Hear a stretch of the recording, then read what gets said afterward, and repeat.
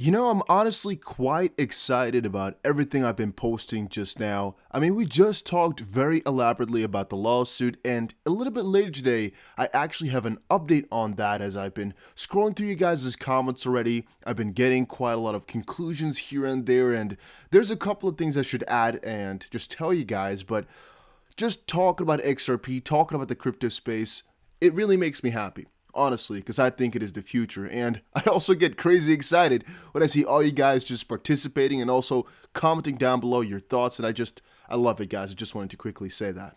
Now, we are, as always, also giving away 250 XRP the first time a video hits 1,500 likes within 24 hours. It's not a joke. It is not fake. All you have to do is make sure you press the like button, make sure you are subscribed, and make sure you comment something down below. And check out the previous video about the lawsuit. But today, I have a plethora of information for y'all, all right? We got a ton of crypto news to cover here. Starting off with a tweet from Christopher Green. He said, more clarity in XRP this week. Delisting from Coinbase still remains major risk. However, I think it's already priced in. Any surprise will push violently to the upside. I actually don't think it is priced in. Must admit, I do, however, think that the upside for any positive news regarding this lawsuit, a huge development or so, could actually pump XRP amazingly. And I actually find it kind of funny. If you look back to 2017, a lot of this bigger run was because of South Korean volume, but also a lot of it was because of the Coinbase hype that XRP was going to get listed on Coinbase. And exactly the day that it dumped, CoinMarketCap, or maybe a couple days later, I don't remember exactly, but CoinMarketCap definitely around that time started delisting from their website South Korean exchanges, but also Coinbase confirmed XRP was not going to get listed. What I kind of feel in that vibe a little bit right now, and again, just quote down below if you think I'm wrong, is that we're having the same type of situation right now where people are just waiting for something really amazing to happen. We're just kind of waiting. We're just kind of, just sitting there, just I don't know how you can say it, like anticipating for something. And even though everything is kind of negative up till now, if something huge were to happen, it would just go insanely hard. And it's, of course, exactly the opposite than what happened back then, because kind of the opposite sense is like, back then, because of the hype, it went up and up and up, and it kind of went down in a fell swoop when something was confirmed. I kind of feel as if right now the exact opposite is happening, where it's going down, down, down, until something amazing in a positive sense is confirmed, and the price just goes to skyrocket, because everybody's just waiting for this one little spark of optimism during a very negative time. Then, again, it's my opinion, Pump said, I go to sleep a few hours like a normal person, and you savages breathe 27 and 28,000 for Bitcoin. And Beep said, please sleep again. Sorry, I just had a good giggle when I saw that. I was like, man, if you go back to sleep, maybe we'll breach again. All right, so do that. Why is Bitcoin dominance surging? 3 letters XRP. And I found this really completely stupid. I have no idea why this is going on, except for the fact that it could be that people are actually afraid of altcoins due to XRP, and that's why they're going for Bitcoin. Logically, people should be investing their money heavily into Ethereum and Bitcoin, since those two are considered safe, instead of most of these altcoins, because as said before, if XRP goes, a lot of these altcoins are going to be going. Bitcoin price crashes by 6.5% in minutes after hitting the 28.4K sell wall. Important to know, or kind of cool, I guess. And then some more important news. BlackRock seeks VP blockchain lead to drive demand for firm's crypto offerings. We're talking a $6.8 trillion asset company. The world's largest asset manager, BlackRock, is seeking to hire a vice president, blockchain lead to help build and execute strategies and drive demand for companies' crypto and crypto-related offerings.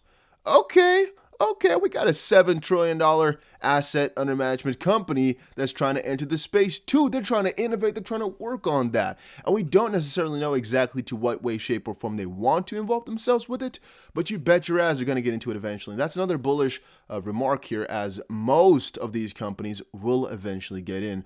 Most asset managers will eventually either work with a custodian to help their clients go through, or they'll be the custodian, or be like asset, like Grayscale, where they have a trust and asking like a 2% fee a year to be kind of the custodian or asset manager, basically. It's just what they're doing already, but then with crypto, and eventually it will happen in great lengths. Right now, we already got a $6.8 trillion behemoth entering the space. Then, crypto's choice: join the financial system or fight it. I found it really interesting that this article popped up here at a time where XRP was getting the shit suit out of them, as the bigger picture of this article is only this quote right here. If the crypto community chooses to conform, cryptocurrencies may achieve widespread adoption, but at the price of eventually being absorbed into the financial system it's set out to replace. And I found that a very deep freaking quote. If you don't understand it just off the bat right yet, it is so that Bitcoin and literally every other crypto, like for example XRP, if I want to give a good example of what we in this community like the most, right? XRP is set to kind of replace the financial system. But no, let's stick with Bitcoin because that one serves it a little bit better. Bitcoin was literally made to, I guess, be against the traditional way of doing transactions. It's completely different, and that's what it was meant for. If we go through all this adoption and it's completely safe, so to speak, it basically conforms with everything within the financial system as we regulate it to be that way. It kind of takes away then from replacing the financial system as we still conform with the old financial system with Bitcoin inside of it. Meaning, again, Bitcoin is just going to be a speculative investment for the rest of the time and not really a proper currency that has no proper regulations for specific governments and can be the kind of the free coin. And that's also kind of interesting how I see that the US is trying to regulate it by, again, making sure you have to say everything you're doing. And just they really don't want you to be free, and they don't trust you with, I guess, showing your taxes properly and stuff like that. I kind of find it interesting how Bitcoin's core was really against all of it, and we're just kind of hopping behind it. Same thing for XRP. Like, the kind of core, of course, is to be decentralized, and now the accusations are coming out for it not being decentralized. It's kind of funny how we're like, well, we need to properly regulate it for the adoption to come on in, which is true. But then again, it's not really a financial system breaker, right? And I guess that makes the difference between XRP and Bitcoin. Bitcoin is literally breaking the financial system with the motto, and XRP is actually just enhancing the financial system. And even though we sometimes consider a financial revolution once more, it is actually, in my opinion, a financial upgrade. It's a revolution in the sense that they're upgrading everything that they have right now, but in the core, it will remain the same with different technology in the back end. And of course, a different kind of way of perceiving everything and a different experience altogether. But the basic morals are going to stay the same if XRP were to be mainly adopted, or a ODL standard would come, which of course is what this whole lawsuit is about partially as well. Then XRP Intel here posted 2,667 new XRP accounts were created in the last day. I don't think that's actually important to know whatsoever, except for the fact that yes, people are still making accounts, people are actually still buying, and a lot of the people I talk to here on the channel mostly, and of course I'm just trying to grab something here. I want to see what time it is on my watch. Because it's automatic, I sometimes have to wear it as well. But when I'm recording or in a recording mood, I sometimes forget to wear it. I have to wind it up again. Do you guys like watches? Comment it down below.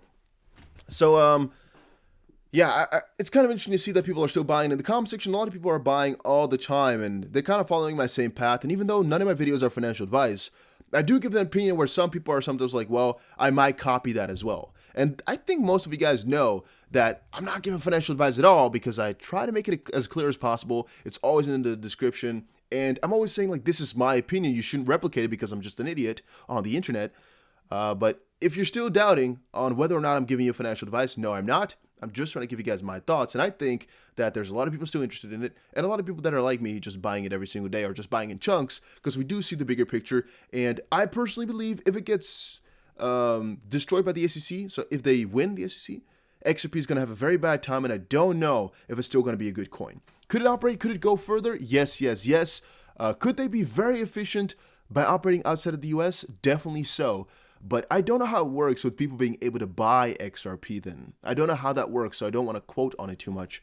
But yeah, that's my thoughts. Bitcoin soared past 27K for the first time, has risen more than 2K in a day. Market cap now tops 500 billion. Just kind of cool that we hit the 500 billion mark and that Bitcoin got up $2,000 in a day. A couple months ago, a 10% increase in Bitcoin would be, I don't know, $400. Right now, a 10% increase is $2,000, almost $3,000. That's crazy. 3 reasons why XRP price can continue to fall after a 63% crash in 4 days. That to me was also an interesting article. But I kind of feel as if there's only one bigger reason, and that is that this lawsuit here may have some very dire consequences, and everything kind of works together with that. Ripple lawsuit is worse than EOS and Kick investor says. I don't agree with that completely. Unlike Kin and EOS, where the SEC alleged the security violations were just at a point of sale, the SEC is alleging that XRP is still in violation of the security law present date. That means they believe it is currently a security, hence the exchange reactions. They've got multiple documents, points of proof of centralization, acknowledgement of security issues, and selling practices in writing. There's no room to plead ignorance/stupidity here. They've personally named the executives as liable, which the SEC does when they go for a kill shot. This is more common in fraud action than general securities action. Again, I'll be talking a little bit more about this because, again, I do not know if they will win, all right? But I'm quite convinced they have a chance because the SEC, what they're doing right here, doesn't make a lot of sense to me. But down below here, exchange listings are happening. That's the reason, yeah, sure. And social media sentiments worsens. I kind of feel as if the amount that people are looking up is most likely a lot higher still. But the amount of people that are considering XRP as an SEC as a thing together is also ridiculously crazy. Hence my previous video, right? Because everybody's associating XRP/Ripple with the SEC right now, which is a very bad thing. But I also see in the community that a lot of people have just kind of stopped buying. At least that's what it kind of felt like to me. But hottest topics of the day dominated by Ripple. SEC charges Ripple with selling securities. XRP dumps 25%. XRP has just looked up the most out of everything for a pretty long while here. And I think that will stay that way for a very good while as well because they have a very, very nice amount of volume. Here you can see the sentiment versus tweet volume. Whatever. Mexico, let me press that. Mexico's second richest man says Bitcoin is his best investment ever. Yeah, I mean, it could be. Definitely, right? A lot of people, even if they bought it at the all-time high back in the day, it's kind of fun to see how you still make a lot of money at this point. You still have 50% gains on your money right now. So anybody who's ever bought Bitcoin is in profit today, once more. Anybody who's ever bought it. Portnoy's Small Business Relief Fund now accepting Bitcoin crypto donations. I just saw a lot of these guys talking about it, and even though I'm not this rich to just contribute to such a fund to help restaurants like that, if you are, and you're like, hey, I want to help people out, go check it out. But for tax reasons, the campaign is scheduled to run until the end of the year. The Barstool Fund launched last week to raise money for small businesses impacted by the COVID thing. At the time of writing, the fund has already raised nearly $5.3 million to help 14 businesses.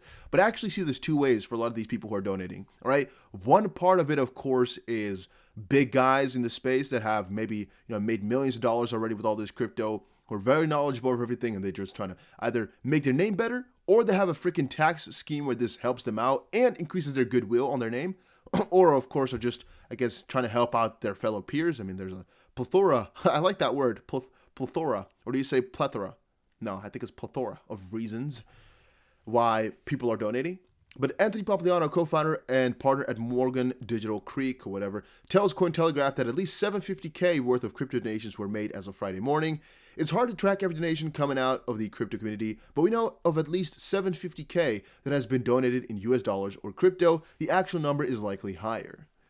Yeah, I think it's pretty cool that people are doing this. On the end of the day, I don't really know how you can really help these people, as if you're going to raise 10 million bucks, how can you really help people?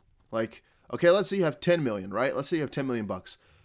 If you have a very small area to help, okay, it can work. But if you're considering that this whole ordeal is being launched for, I believe, mainly restaurants or primarily restaurants, I kind of feel as if it's going to be very difficult to really do something for them. Because let's say you're going to give them $5,000, right? Let me calculate that just because I'm stupid when I'm recording. $5,000 per company.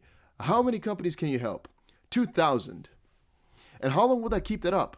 1 month? Because even if you give them $5,000, 2,000 different organizations, it can just keep them alive for maybe a couple more. I don't know how much the costs are for owning a restaurant, but I think it's going to be at least, let's say, $2,000. I'm going to say that a month at least.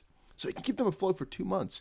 To a certain degree, that's very amazing, right? But on the contrary, how are you going to give it to all of them? How are you going to pass that through? Who does that? How does that work? Do you just go up and like, hey, you know what? Anybody who wants, just apply. We'll send you a couple $1,000. We don't give a shit. Or do you have to apply and then go through all this process and get it in about 6 months from now? Because there's most likely a lot of bureaucracy to the back end as well. So then, how does that work? But I just don't know. I'm not knowledgeable of that.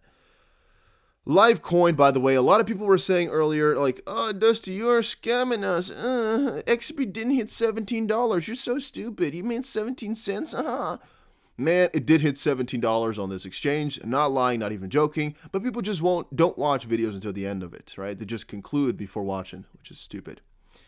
And then crypto Twitter is celebrating Christmas with the new Bitcoin milestone. I just found it cool to see again how we're talking about newer, higher prices every time. And every time we do that, it just goes higher. And it's also cool to see that XRP right now is still on a Christmas sale, in my opinion. I like it. Also, guys, check out Unstoppable Domains, a link down below. And if you're from the US, make an account over at Webull. Go check it out. You can get 4 stocks for free. And I'll see you guys again in another crypto video. Take care, everybody, and have a very juicy and nice day.